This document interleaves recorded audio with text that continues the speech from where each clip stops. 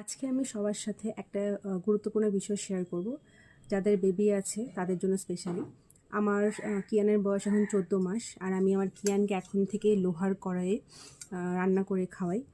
বাচ্চাদের লোহার কড়াই রান্না করে খাওয়ানোর কিছু কিছু উপকারিতা আছে, যেটা আমি এখন একটু বলবো সবাইকে।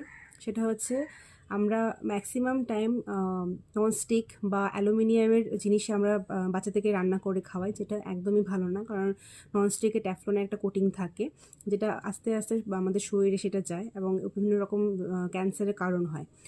আর অ্যালুমিনিয়াম আমাদের মা, কাকিমা, ঠাকুমারা সেই অনেক আগে থেকে ব্যবহার করে আসছে।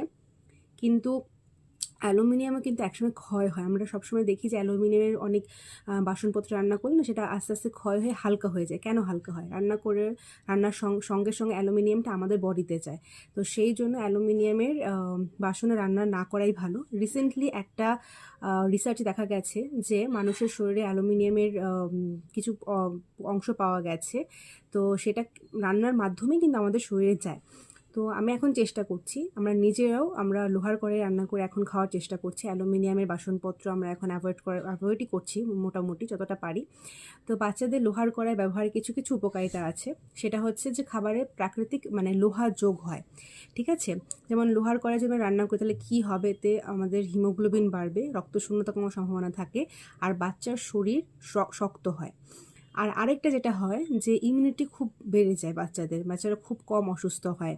তারপর আমরা এখন জানি যে বাচ্চাদের ব্রেন ডেভেলপমেন্টের জন্য আমরা অনেক কিছু করি, কিন্তু এই ছোট্ট একটা স্টেপের জন্য আমাদের বাচ্চাদের ব্রেন ডেভেলপমেন্ট কিন্তু অনেক গুণে বেড়ে যায়। কারণ এতে কি হয়, প্রাকৃতিকভাবে যে আয়রনটা সেটা কিছুটা পরিমাণে খাবারের সাথে বাচ্চাদের শরীরে যায়, আয়রনের যে ঘাটতিটা সেটা কিন্তু অনেকাংশে কমে যায়। আর এতে যদি আমরা ডাল বা সবজি বা যেই খাবারগুলো রান্না করবো, এগুলো কিন্তু বেশি নিউট্রিশিয়াস হয়ে যায়, খুব ভালোভাবে সেদ্ধ হয়ে যায়। আর আরেকটা কথা যেটা লোহার কড়াই ব্যবহারের ক্ষেত্রে সবসময় মাথায় রাখতে হবে, সেটা হচ্ছে কড়াইটাকে কিন্তু ভালোভাবে ধুয়ে শুকিয়ে নিতে হবে। আর যখন আমরা কড়াইটাকে ব্যবহার করব না, তখন কিন্তু আমরা হালকা একটু তেল মাখিয়ে রেখে দেবো।